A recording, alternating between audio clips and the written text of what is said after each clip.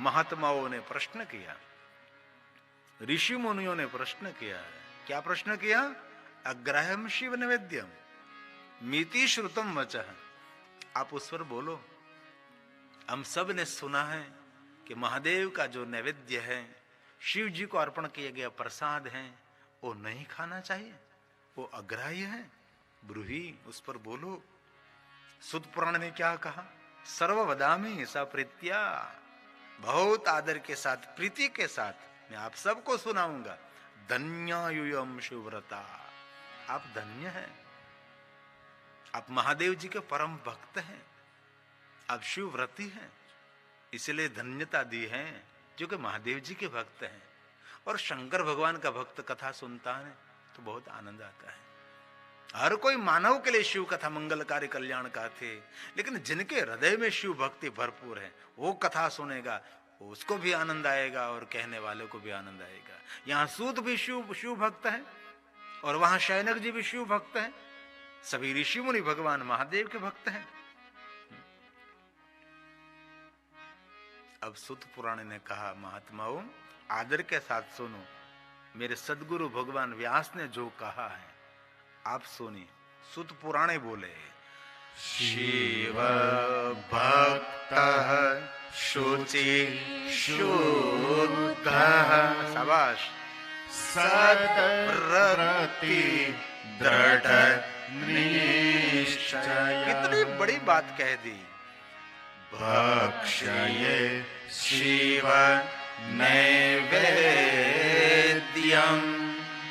त्यजेद ग्राह्य भावना। आपके मन में जो अग्राह्य का भाव है उसका त्याग करे। आपने जो कहा ने अग्राह्यम शिव नैवेद्य, सुतपुराण ने क्या कहा? भक्षे शिव नैवेद्यम। आदर पूर्वक कोई भी मानव महादेव को अर्पण किया गया नैवेद्य, महादेव को अर्पण किया गया प्रसाद, आदर के साथ शिव भक्त है, महादेव का भक्त आदर पूर्वक को खा सकता है। इसमें कोई बंधन नहीं है। सदव्रती है, जो महादेव का भक्त है, शंकर भगवान का भक्त है, उनके लिए तो आशीर्वाद स्वरूप है। इसलिए जाति ज्ञाति वर्ण भेद शिव जी के दरबार में नहीं है।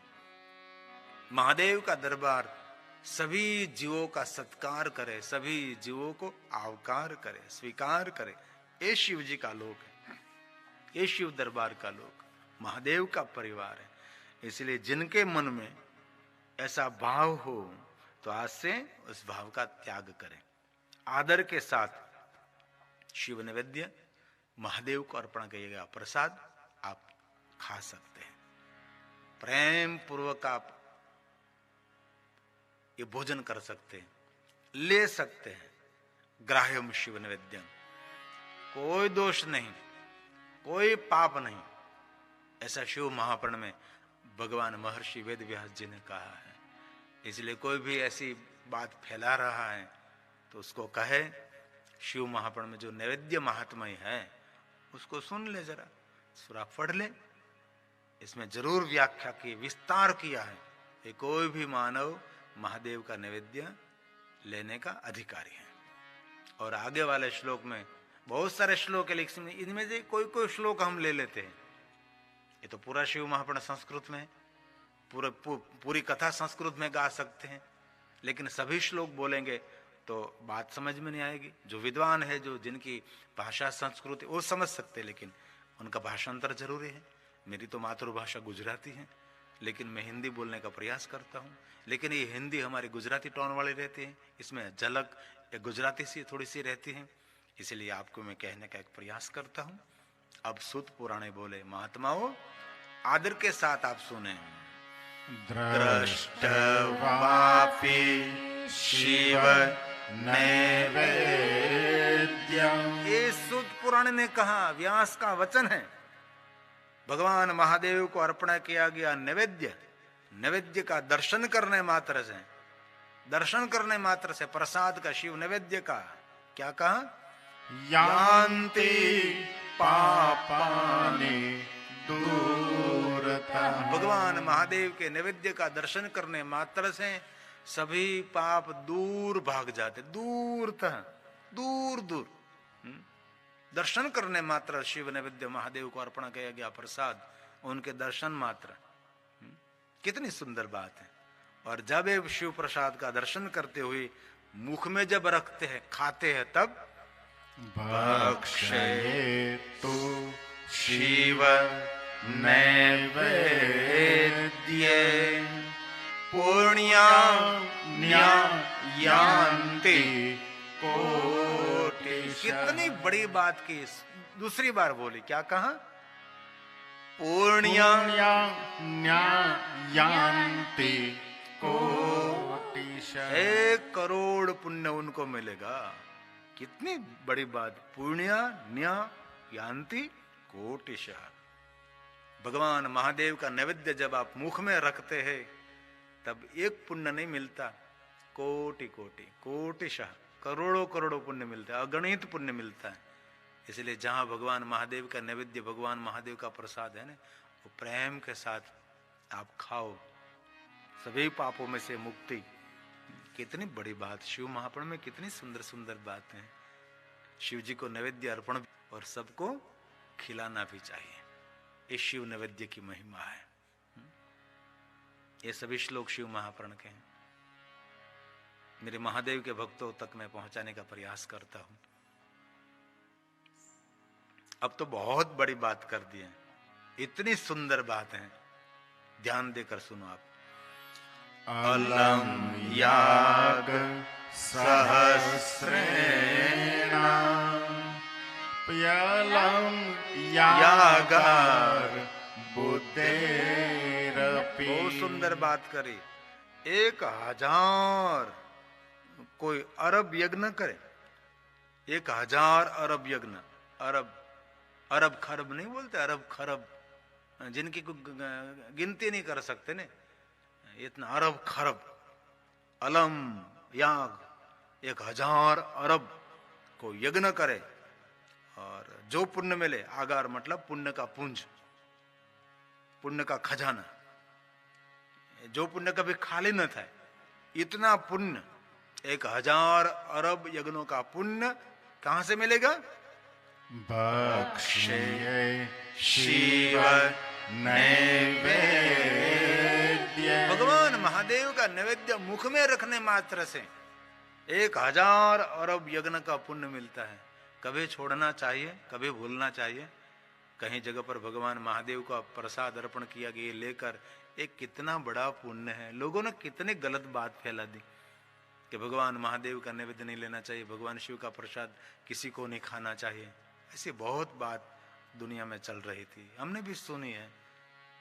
भक्ष्य शिव नैवेद्यम अलम याग सहस्रण, 1000 अरब यज्ञ का पुण्य प्रसाद खाने मात्र से। और जो महादेव का प्रसाद मुख में रखता है, आरोगता है, खाता है, उनके लिए क्या कहा? शिव सायुज्य माप्नुया, उनको शिव सायुज्य मुक्ति की प्राप्ति मिलेगी। शिव सायुज्य, भगवान महादेव के साथ निरंतर रहने का अवसर, जो मुक्ति के प्रकार इनमें ये सायुज्य मुक्ति है ना। भगवान के जितने आयु, इसके साथ भगवान शंकर जो सामीप्य मुक्ति, भगवान के सन्मुख रहने का अवसर, अलग अलग महापुरुष विद्वान लोग उनकी व्याख्या करते हैं। तो जो कोई महादेव को अर्पण किया गया नैवेद्य आदर के साथ खाते हैं, कितना बड़ा पुण्य है। कौन अरब यज्ञ करवानु? एक यज्ञ कोई કરી શકતું નથી। 1000 अरब यज्ञ का पुण्य महादेव के नैवेद्य को मुख में रखने मात्र से मिलता है। कितनी बड़ी बात है। अब एक बहुत सुंदर बात कही है। जिनके घर में, जिनके गृह में महादेव के लिए नैवेद्य तैयार बनता हो, किसी के घर में, किसी के गृह में, ये गृह की भी महिमा बढ़ती है। आप महादेव के लिए, शंकर भगवान के लिए नैवेद्य आपके घर में बना रहे हैं, तो इस घर की कितनी महिमा बताए। देखो इस श्लोक में व्यास की कलम कमाल करती है। यद गृहे शिव नैवेद्य प्रचारो अपि प्रजायते। जिनके गृह में महादेव का नैवेद्य बने हो, तद गृहम पावनम सर्वम न्या पावनम कारणम। न्या पावनम कारणम, न्या पावनम कारणम का अर्थ है वो घर तीर्थ तुल्य बनता है। उसका इशारा क्या है? न्या पावनम कारणम का अर्थ है तीर्थ। जहां जाने से पवित्रता मिलती है, जहां जाने से शुद्धता मिलती है, उसको कहते हैं तीर्थ। तो तीर्थ शब्द नहीं दिया, क्या दिया? न्या पावनम कारणम, जहां जाने से पवित्रता मिलती है, पावन बन जाते हैं। पावन मतलब पवित्र, पाप रहित जीवन, उनको कहते हैं पावन। जिनके जीवन में एक लेश, थोड़ा सा किंचित पाप नहीं रहेगा, उनको पावन कहा है।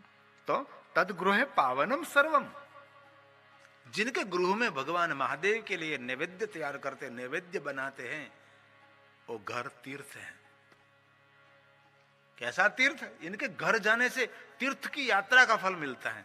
जिनके घर में महादेव के लिए नैवेद्य बनता है, बहुत सारे ऐसे घर होते हैं, शंकर भगवान का रोज प्रसाद जिनके घर में बनता है। और कई लोग होते हैं अपने अपने लिए प्रसाद नहीं बनाते, भगवान के लिए बनाते हैं। ठाकुर जी को थाल लगाना है, ठाकुर जी को भोजन करना है, बापन खावा पूछे हमने, ठाकुर जी को भोजन भगवान के लिए बनाते हैं। बापा માટે नहीं, दादा માટે नहीं, छोकराओं માટે नहीं, भगवान के लिए भोजन बनाना है, प्रभु के लिए। बहुत सारे ऐसे घर भी हमने देखे हैं कि जहां तक ठाकुर को थाल नहीं लगता, वहां तक घर के व्यक्ति कोई भोजन नहीं करते। ऐसे बहुत सारे घर हमने देखे। हमारे स्वाध्याय परिवार पांडुरंग शास्त्री दादा बहुत कहते थे, भोजन घर में बनाओ, भगवान को लिए बनाओ। ब्रह्मलीन डोंगरजी बाबा भी कहते थे कि भोजन घर में जो बन रहा है, ये भगवान के लिए बनना चाहिए। तो भगवान के लिए कैसा भोजन होता है? पवित्र भोजन होता है। तो भगवान के लिए घर में जो भोजन बनेगा, तो अभक्ष कभी घर में नहीं आएगा ना, क्योंकि भगवान के लिए भोजन बनाते हैं तो कितनी पवित्रता रखते हैं। स्नान करके पवित्र होकर, किसी को स्पर्श नहीं करते, ध्यान रखते पवित्रता का। और अभक्ष तो कभी इसमें आता ही नहीं, क्योंकि मेरे सनातन परंपरा तो बड़ी उज्जवल परंपरा है। कितना पवित्र भोजन बनेगा, ऐसा भाव प्रकट करे था। ये धरती पर कितने महापुरुष आए और कितना बड़ा संदेश देकर गए। युगे युगे समय समय पर आदि जगत गुरु शंकराचार्य जी के लेकर रामानंदाचार्य से लेकर दरेक कितने महापुरुष धरती पर आकर बोलते रहे। कल रंग अवधू जी महाराज को हमने याद किया था, उसने कितना प्रचार प्रसार किया। ब्रह्मलीन डोंगरे जी बाबा कितना बोले, पूरा जीवन। साध्य परिवार दादा कितनी यात्रा, घर घर में जाकर संदेश फैलाया। ये महापुरुषों ने इस दुनिया में संस्कार बोने का काम किया है। अभी भी वर्तमान युग में कितने साधु संत महापुरुष, वक्ता, कथा वक्ता सब क्या करते? ये संस्कार बांटने का काम करते हैं, संस्कार बोने का काम करते हैं। अभी भी सब अपने मंदिर में, अपने आश्रम में बैठकर सब कथा गा रहे हैं और जन जन तक संदेश पहुंचा रहे हैं। कथा कभी रुकती नहीं है, कथा कभी थकती नहीं है, थकान उतारती है। ये है भगवान की कथा। अभी भी कथा तो निरंतर होती है।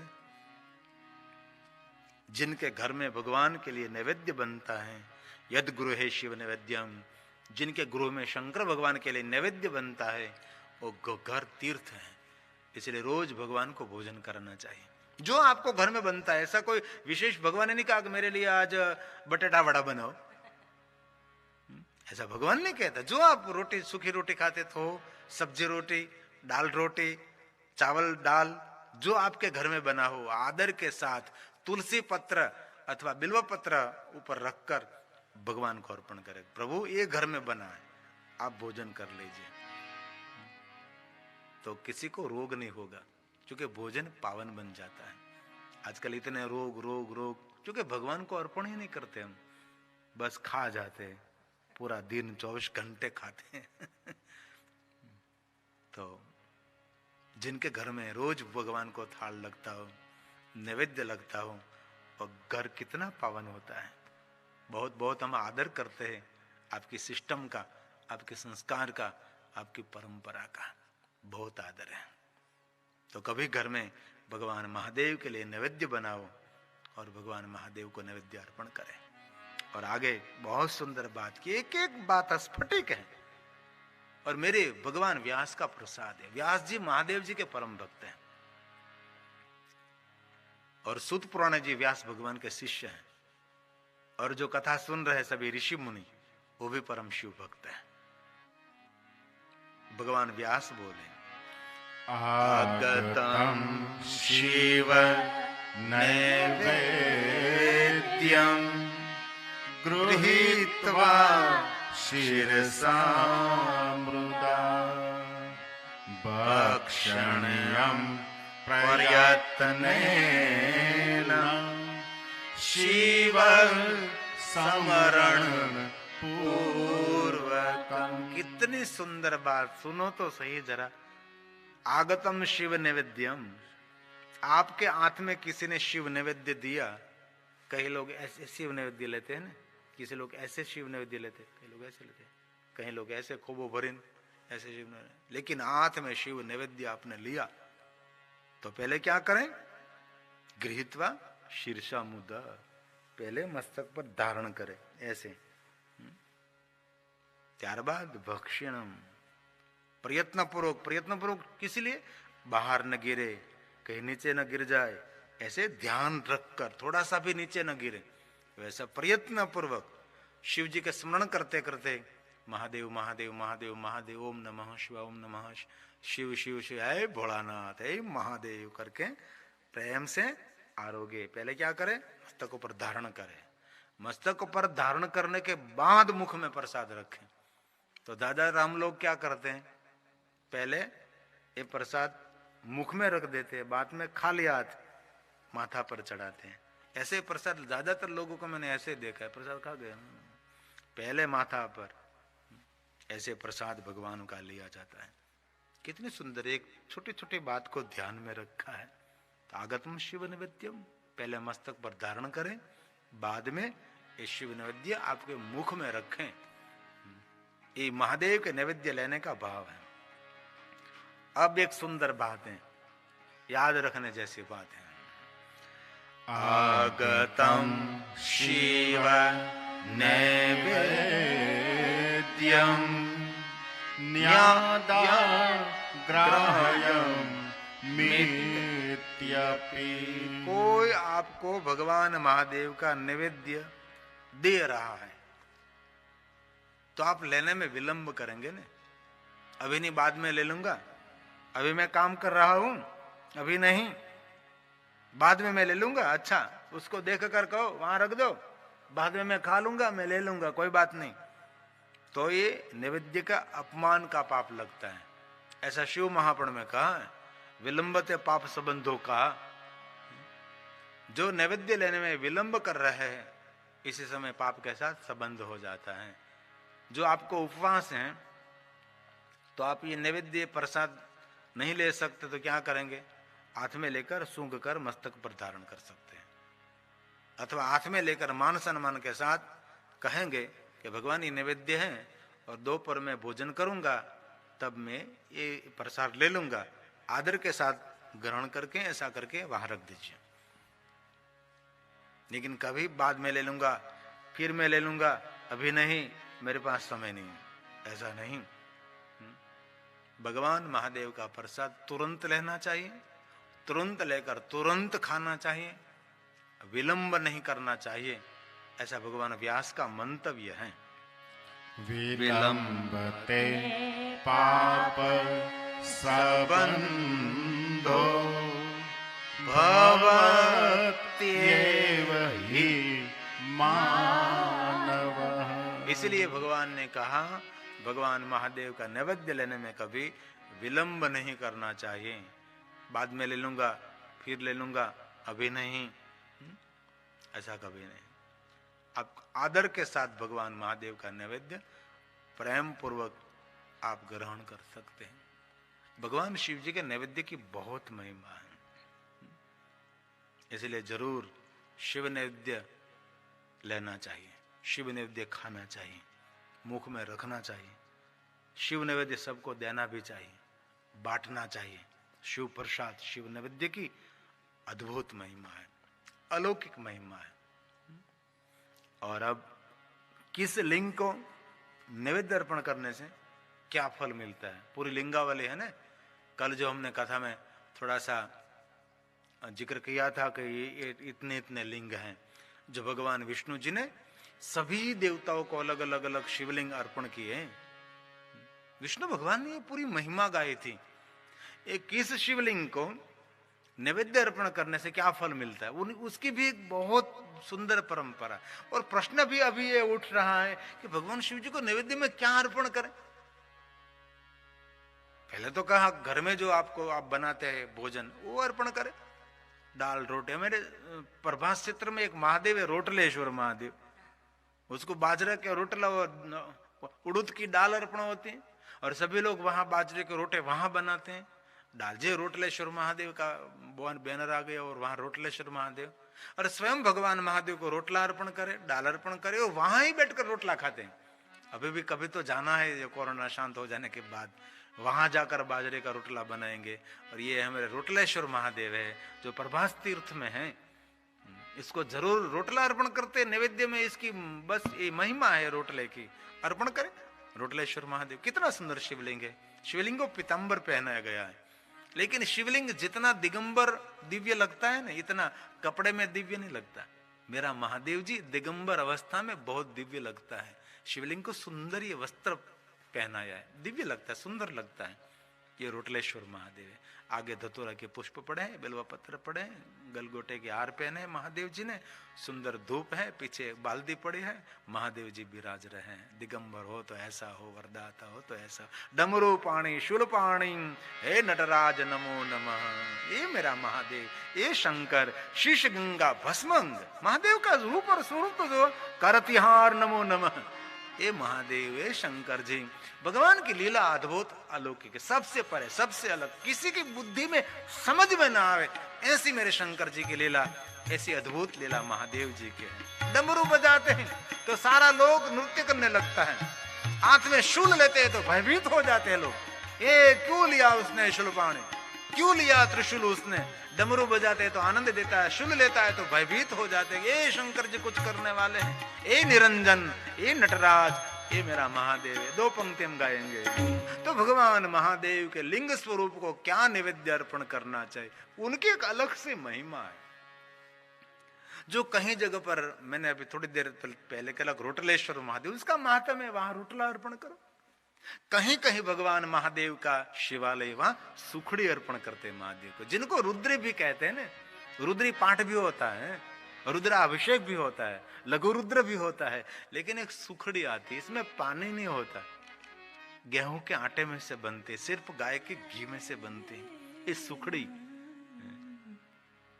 जिनको गोड़ पापड़ भी कहते हैं, ये सुखड़ी, उनको रुद्री भी कहते हैं। भगवान को रुद्री अर्पण करें, गाय के घी में से इतनी सुंदर बनती है, महादेव को विशेष प्रकार से अर्पण की जाती है। और कहीं कहीं स्थानों पर भगवान महादेव को चूरमे का लाडू अर्पण करते हैं, खसखस के बीज के साथ।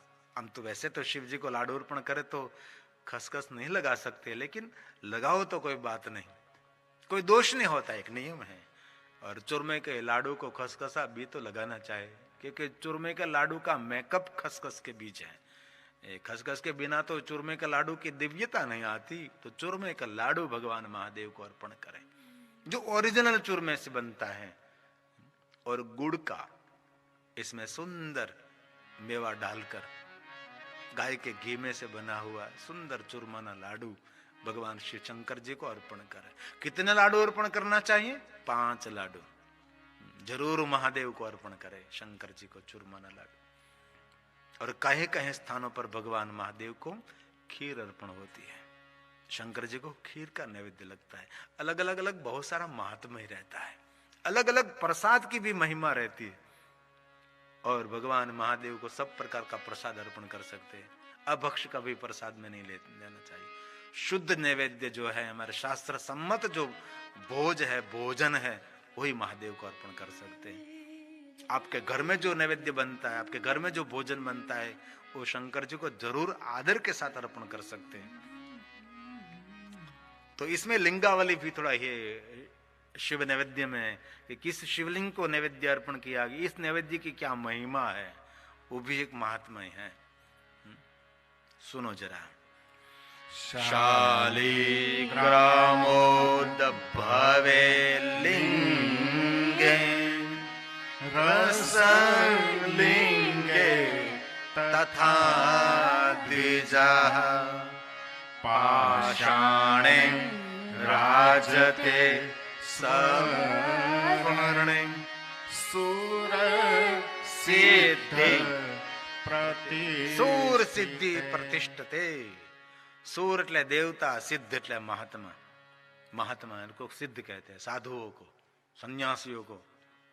जो साधु सन्यासी है उसके कर कमलों के द्वारा लिंग की स्थापना हुई हो। सूर का अर्थ है देव। बहुत सारे शिवलिंग ऐसे हैं देवताओं ने शिवलिंग स्थापित किया है। कहीं मानव के स्थापित है, कभी ऋषि मुनियों, कभी असुरों ने भी लिंगों की स्थापना की है ना, कहीं अवतारों ने लिंग की स्थापना की है। लेकिन यहाँ का सूर सिद्ध महात्माओं ने, देवताओं ने जिस लिंग को स्थापित किया, प्रतिष्ठित किया, प्राण शब्द नहीं दिया, प्रतिष्ठित स्थापित किया है। पाषाणे पत्थर में से बना हुआ, राजते सुवर्ण सोने में से बना हुआ, इस शिवलिंग को अर्पण किया गया नैवेद्य। इस नैवेद्य की बहुत महिमा है, अधिक महिमा है। कभी अर्पण करे इस नैवेद्य को, शिवलिंग को अर्पण करते ही प्रसाद जरूर खाना चाहिए। और आगे का काश्मीर स्फटिक है। काश्मीर में बहुत सारे स्फटिक शिवलिंग बनते थे पहले, अब तो खबर नहीं काश्मीर में क्या हुआ है, मिले, क्योंकि काश्मीर तो पंडितों का था ने, विद्वत्ता वहां रहती थी। काश्मीर में पूरी विद्वत्ता, पूरा पंडितों से भरा हुआ है हमारा काश्मीर। काश्मीर और किसी का नहीं, पंडितों का काश्मीर। वहां से स्फटिक लिंग लाते थे, वहां स्फटिक लिंग की बहुत महिमा रहती थी। अब तो मुझे मालूम नहीं, लेकिन काश्मीर के स्फटिक लिंग की यहाँ महिमा दिखाई गई है। रत्नों के शिवलिंग, ज्योतिर्लिंग, उपलिंग, उनकी बहुत सारी महिमा है। ये शिव महापुराण का श्लोक है, व्यास जी का प्रसाद है। काश्मीर स्फटिक रत्न, ये स्फटिक लिंग है जो आप देख रहे हैं टीवी में, उसको कहते हैं स्फटिक। स्फटिक शिवलिंग को जो पीठ है ना, चांदी नहीं होनी चाहिए, चांदी की होनी चाहिए अथवा सोने की होनी चाहिए। पाषाण के रखे तो कोई दोष नहीं, लेकिन ये चांदी की पीठ में ये स्फटिक लिंग की शोभा और बढ़ती है ना। इसमें स्वर्ण की जो पीठ हो, सोने की पीठ हो, तो उसकी तो और महिमा बढ़ेगी ना। इसलिए स्फटिक शिवलिंग की पूजा लक्ष्मी देवी भी करते हैं ना, जो विष्णु पत्नी लक्ष्मी। मैंने इस आगे की कथा में मैंने कहा था कि भगवान विष्णु जी ने लक्ष्मी जी को स्फटिक शिवलिंग दिया, और स्फटिक शिवलिंग, कल भी मैंने कहा था कि विष्णु भगवान ने लक्ष्मी को स्फटिक लिंग दिया। तो लक्ष्मी जी स्फटिक शिवलिंग का आराधन करती है। और महादेव ने दर्शन भी दिया लक्ष्मी को, और महाशब्द का विरुद्ध दिया, और शिव भक्ति का अविचल वरदान दिया कि आपके हृदय में निरंतर मेरी भक्ति स्थिर हो। और जो कृष्ण जी ने भी भगवान महादेव के पास से मांगा था ने, भगवान कृष्ण ने जब शिव की साधना की, उपमन्यु ने कहा कि आप बद्रीनारायण जाकर शिव आराधन करो और महादेव को प्रसन्न करो। जब शिव जी प्रसन्न हुए तो भगवान द्वारकाधीश भगवान कृष्ण ने क्या मांगा था, मेरे हृदय में आपकी भक्ति स्थिर रहे, कभी कम हो कभी ज्यादा हो। हमारा में क्या होता है, 3 महीना में भक्ति समरा काटी जाए, 3 महीना हो जाए तो फिर दाढ़ी उतरी जाए। ऐसी भक्ति नहीं, रोज निरंतर शिव भक्ति। और महादेव के भक्तों के लिए रोज श्रावण होना चाहिए, और कथा श्रोताओं के रोज श्रवण होना चाहिए। कोई भी दिन खाली नहीं होना चाहिए जिस दिन हमने श्रवण नहीं किया।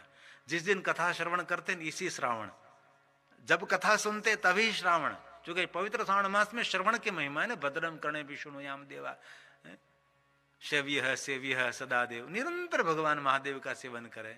सदा सेव्या विशेषतः इत शिव पुराण से कथा परम पावनी, निरंतर सुनते रहो, निरंतर सुनते रहो। ये आराधन है, पुकार है, भगवान शिव की वंदना है, पूजा है, अर्चन है। ये शब्द पुष्प भगवान महादेव को अर्पण कर रहे हैं। ये पुष्प तो ये धीरे धीरे ये पुष्प की आयु तो पूर्ण हो जाएगी ना, लेकिन शब्द पुष्प है ना, ब्रह्मांड में गूंजता रहता है निरंतर। ये ब्रह्मांड में गूंजता रहता है। ये शब्द जाता जाता जाता किसके पास आएगा तो उसके मन में विचार, जो कोई भी विचार एक बार ही आता है, तब जो आपने लिख लिया तो आप मैदान मार गए। बाकी आपके पास से आपको स्पर्श करके निकल गया तो गया। ये निरंतर भ्रमण होता है। कहीं कहीं का टावर होता है ना, बहुत पकड़ता है एंटेना। और जो साथ में रहते हैं ना, उनके विचार भी थॉट करते हैं। हमारे गुजराती में कहावत है, तने कहियो इज मन कहियो। आपके मन में जो विचार उठ रहा है वही सामने वाले के मन में विचार उठने वाला है। इसलिए शुभ चिंतन, शुभ विचार जरूर, क्या कि विचारों का ये एक तरंग होती है, तरंग होती है। ये पूरा विज्ञान है। इसीलिए तो यहां से मैं बोलता हूं तो आप वहां तक मेरी आवाज पहुंच सकते। क्यों? उसका तरंग है। यंत्र से तरंग वहां पहुंचाई जाती है। ये तरंग हम देख नहीं सकते, हजारों तरंग, निरंतर लहर। क्योंकि मछली जब समंदर में तैरती है तो मछली को तो मालूम नहीं होता कि इतने तरंग इतने उछल रहे हैं। निरंतर सागर में तरंग होते, निरंतर सागर उछलता रहता है। इनमें मछली आराम से रहती है, उसको तरंग की कोई असर नहीं होती, नहीं झूमती रहती है। वैसे ही हवा में निरंतर तरंग रहते, निरंतर ध्वनि रहती है। ये ध्वनि आपको कभी कभी स्पर्श करती है। इसलिए जितने हो सके इतने शुभ वचन, शुभ वाणी, इसलिए भजन कीर्तन, सुंदर बात, विचार निरंतर इस प्रमाण में छोड़ते रहो, छोड़ते रहो। एक लेखक के मुख से ही मैंने सुना था, पढ़ा था मैंने, कि वो कहते हैं कि निरंतर शुभ बोलते रहो, शुभ बोलते रहो, आप ही आप सब बदल जाएगा। कहीं घर में भजन कीर्तन हो, इस घर का वातावरण अलग होता है। कहीं घर में झगड़ा हो, वहां इस घर का वातावरण अलग है। कभी अनुभव करना, एक घर में भजन कीर्तन हो रहा है शांति से, इस घर में एक बार जाओ। दूसरे घर में सब गाली बोल रहे हैं, झगड़ा कर, वहां जाओ। इसमें बहुत फर्क पड़ता है। और ये बात को छोड़ो, आप घर में बैठकर भगवान का भजन करो और आप शिवालय में जाकर भगवान की माला करो, इस वातावरण में बहुत फर्क रहता है। ये मंदिर का, शिवालय का वातावरण, वहां के वाइब्रेशन, वहां की ध्वनि, ये अलग होता है ना। और ये भी बात आप छोड़ो, चलो आपके घर में रसोई घर है, वहां के भी वाइब्रेशन अलग रहते हैं। आपके बेडरूम जहाँ सोने की व्यवस्था है उसके भी अलग रहते हैं। और आपके घर में एक छोटा सा मंदिर रहता है, इस मंदिर के पास जाओ, वहां का वातावरण भी अलग रहता है। इसलिए रोज घर में घी की दीप तो जलानी चाहिए। घी की बत्ती, गाय के घी का बत्ती जरूर जलाओ। अगरबत्ती बहुत नहीं जलानी चाहिए, थोड़ी सी जलाकर अगरबत्ती जलाओ तो खिड़की खुली रखो, धुआं बाहर निकल जाए। क्योंकि अगरबत्ती का जो धुआं है ना, थोड़ा स्वास्थ्य को नुकसान भी करता है ना, सांस लेने में दिक्कत होने लगती है। धुआं, कोई भी प्रकार का धुआं, मुझे भी 2 दिन पहले कहा था अश्विन भाई ने कि ये कपूर आप जला रहे तो नाक में जा रहा है और नाक में काला भी हो जाता है, कपूर का धुआं निकलता है। ये भी सब यहाँ काला हो। और दक्षिण भारत में देखो, बहुत सारे शिवालय में कपूर की निरंतर आरती होती रहती थी, तो शिवालय पूरा काला हो जाता था। एक प्रकार के धुआं जरूर वातावरण को पावन करता है, वातावरण को पवित्र करता है, लेकिन अधिक धुआं, वधारे धुआं अधिक, ये नुकसान करता है। इसलिए घर का वातावरण दिव्य रहे, उनकी बड़ी एक महिमा है। तो इसमें कहा है काश्मीर स्फटिके, काश्मीर स्फटिके रत्ने ज्योतिर्लिंगेषु सर्वशः चांद्रायण समप्रोक्तं शम्भोर्नैवेद्य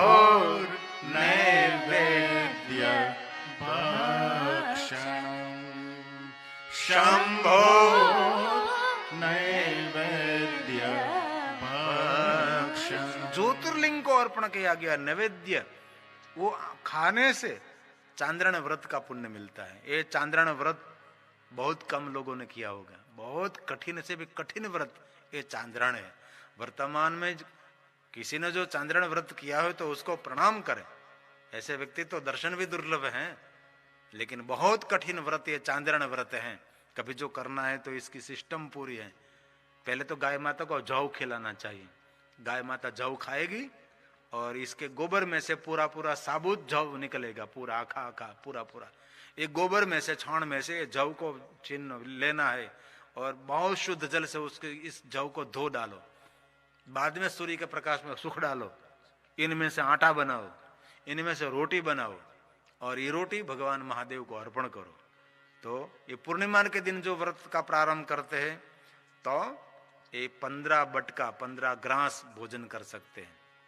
और धीरे धीरे नीचे चलना है। 15 से 14, 13, 12, 11 करता करता प्रतिपदा के दिन एक टुकड़ा, पूरे दिन का एक भोजन का, रोटी का एक ही टुकड़ा, बाकी की रोटी बची है गाय माता को देना चाहिए।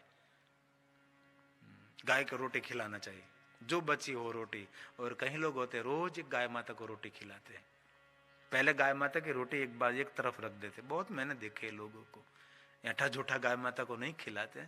पहली रोटी गाय माता की होती है, अंतिम रोटी कुत्ते महाराज की होती है। आंगन में रहता है चौकीदार, कभी वहां से दूर नहीं भागता। आप बुलाते तो पूछड़ी पटपट के आपको सलाम करते हैं। सलाम ऐसे पूछते सलाम करते हैं ना, जैसे आप आदमी हम सलाम करते थे, पूछते ऐसा करते। दत्तात्रेय भगवान के साथ कुत्ते रहते थे, और हमारे काल भैरव के आसपास ही बहुत कुत्ते रहते हैं। और नेपाल में कुत्ते को मारना गुनाह बनता है। वहां के काल भैरव की बहुत साधना नेपाल देश में होती है।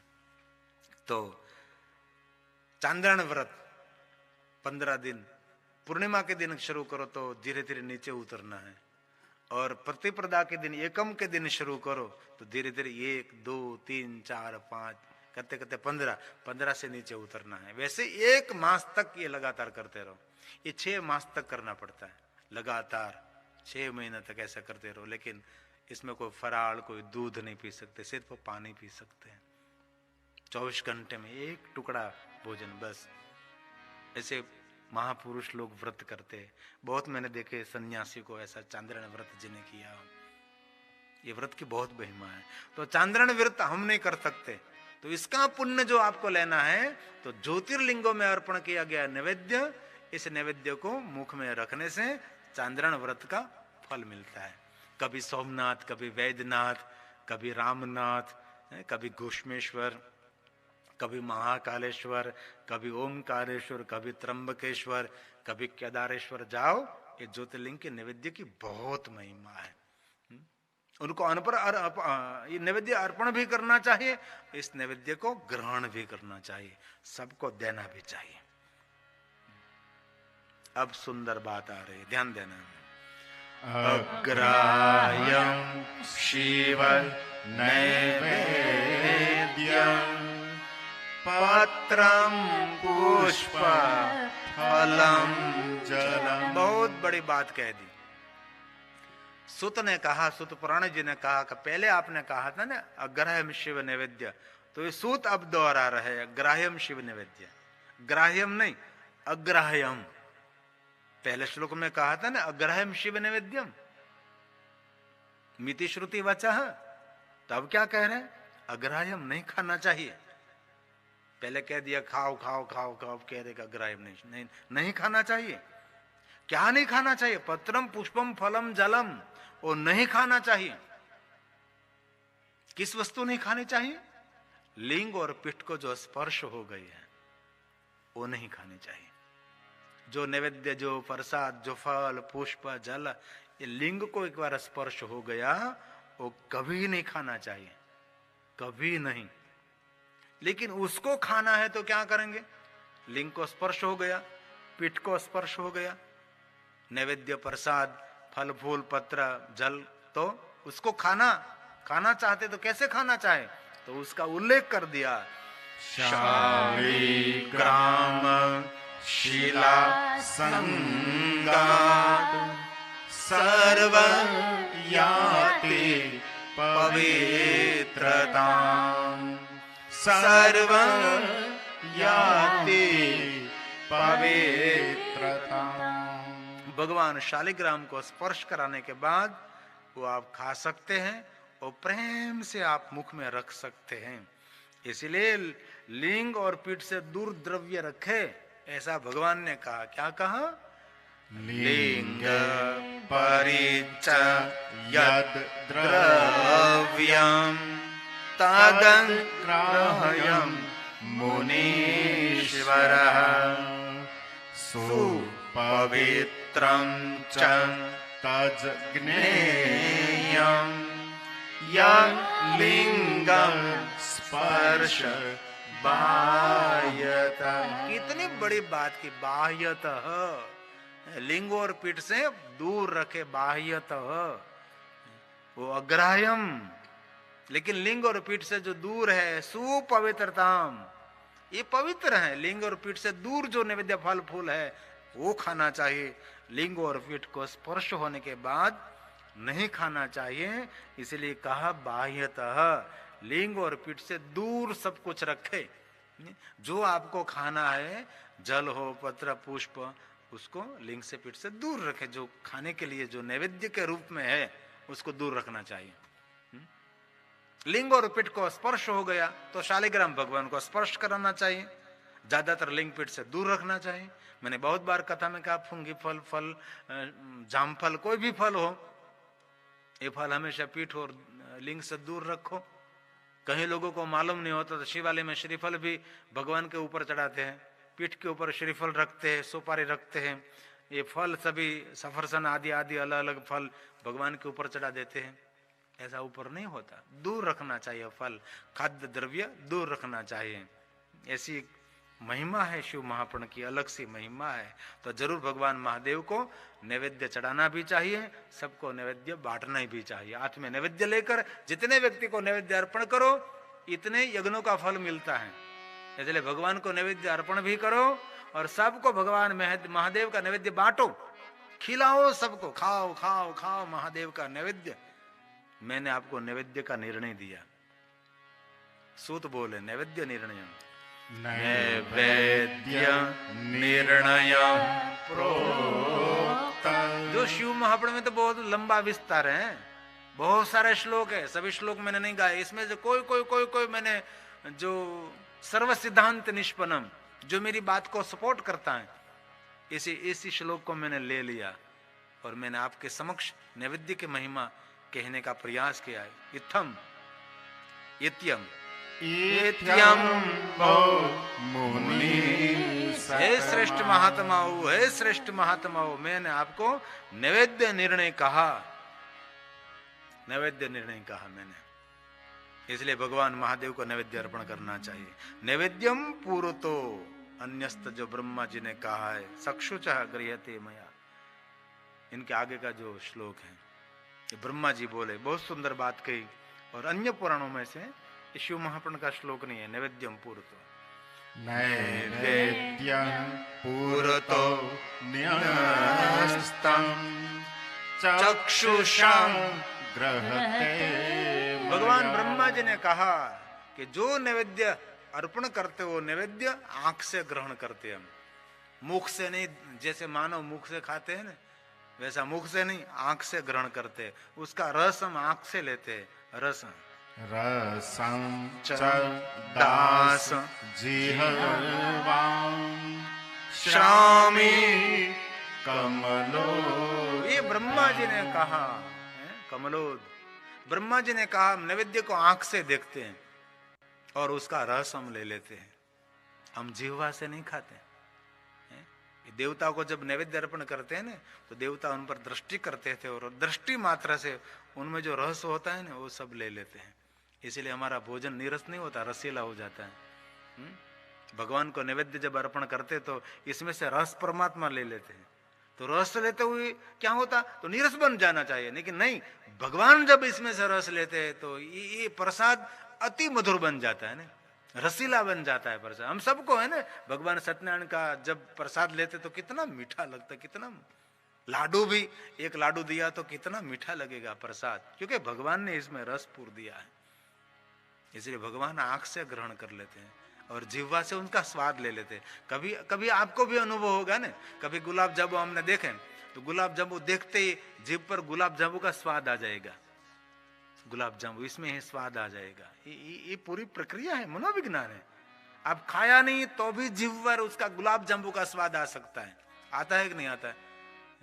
क्योंकि गुलाब जामुन आपने पहले खाया है, इसलिए शरीर में पड़ा है, तो इसमें से निकल कर मुख में आएगा कि गुलाब जामुन। अब शिक्षापत्री के 2 श्लोक मैंने लिए हैं, बहुत सुंदर बात की है। शिक्षापत्री में ऐसा नहीं कहा कि कोई देवताओं का नैवेद्य नहीं लेना चाहिए, बहुत बड़ी बात की। शिक्षापत्री में लगभग 22वां श्लोक है लगभग। देवताय भवेद्यस्य सुरमां सन्निधत्ते। यत् पुरो अजाहिंसा च न भक्ष्यं तन्निवेदितम्। जो इसमें ऐसा कहा है, जिस देवी देवताओं को अजा मतलब बकरा ऐसे मांसाहार का नैवेद्य लगता हो, इस देवी देवताओं का प्रसाद नहीं लेना चाहिए। ये भगवान स्वामीनारायण में शिक्षापत्री जो भगवान सहजानंद स्वामी ने ये कहा ना, भगवान स्वामीनारायण ने, भगवान ने कहा कि ये नैवेद्य नहीं लेना। बाकी हर देवी देवताओं का प्रसाद आप ले सकते, लेकिन जिस देवी देवताओं को मांस का प्रसाद अर्पण होता, इस देव का नहीं लेना चाहिए। बाकी सब ग्राह्य है। कई लोग होते हैं ना सनातन में कलंकित करने वाले लोग, अजा का अर्थ होता है बकरी, ऐसे प्रसाद अर्पण भगवान को अर्पण करते हैं, उसको प्रसाद भी नाम देना नहीं चाहिए। अभक्ष अभक्ष ही रहता है, मांसाहार मांसाहार रहता है। ये राक्षसों का काम है, ये सब खाना पीना, ये देवों का काम नहीं है। और वर्तमान युग में जो शुद्ध शाकाहारी है ना, वो देव तुल्य है। जिनने अपना जठराग्नि कभी गंदा नहीं किया, वो देव है। शुद्ध शाकाहारी व्यक्ति को प्रणाम करना चाहिए। शुद्ध शाकाहारी, कहीं विदेश में लोग होते हैं वेगन कहते हैं ना उसको, दूध भी नहीं पीते वो लोग, घी भी नहीं खाते, दही भी नहीं, कभी फल खाते हैं। ऐसे बहुत सारे लोग। हमारे तुषार भाई पटेल कनाडा में हमारा जो काम संभाल रहे हैं, वो कनाडा में तुषार पटेल की एक बेटी है, वो कभी दूध भी नहीं खाती, कभी दही भी नहीं, कभी घी में से बनी हुई कोई मिठाई भी नहीं, पेड़ा तो कभी उसने चखाए नहीं, क्योंकि वो वेगन है, शुद्ध शाकाहारी है। विदेश में उनको शुद्ध शाकाहारी कहते हैं। दूध पीते हैं उनको शुद्ध शाकाहारी मानते हैं नहीं है विदेशों में। विदेश में जो शुद्ध शाकाहारी, इंग्लैंड में बहुत हमने लोगों को देखा, अमेरिका में हमने देखा, ये कनाडा में, विदेशों में बहुत लोग ऐसे शुद्ध शाकाहारी, लोग दूध भी नहीं खाते, दूध में से बनी हुई कोई वस्तु भी नहीं खाते, ये शुद्ध शाकाहारी है। लेकिन हमारे भारतीय सनातन में दूध की महिमा है, तो दूध आप खा सकते हैं, शुद्ध शाकाहारी है। लेकिन शुद्ध शाकाहारी रहो, इनमें हमारी भी भलाई, इसमें पर्यावरण की भी भलाई है।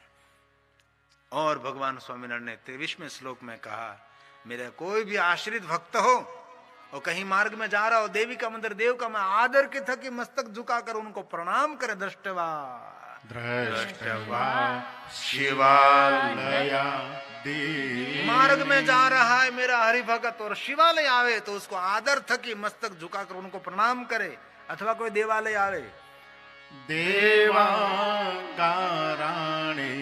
वर्तमने प्रणम्य तानि तदेव दर्शनम कार्य मादरा।